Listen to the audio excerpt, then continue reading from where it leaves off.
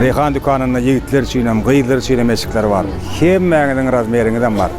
Men uzak gürlep yadat bayın adamları bir ovadanca saat koyup goyverjekon beyle kadrları.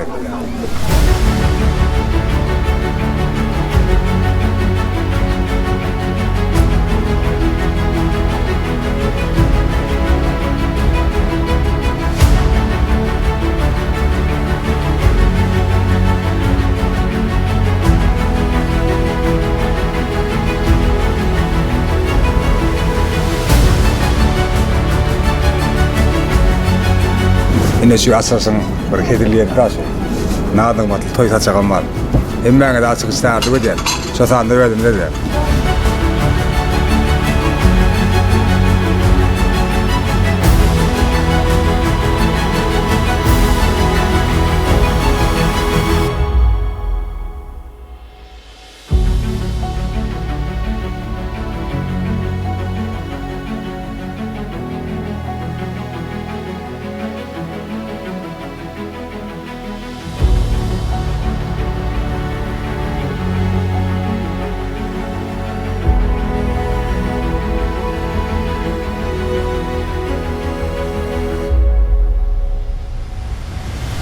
Bir gelen adam men bir yere entek yine köylenir diye oylamayın tabi eskiler katı kastı böyle.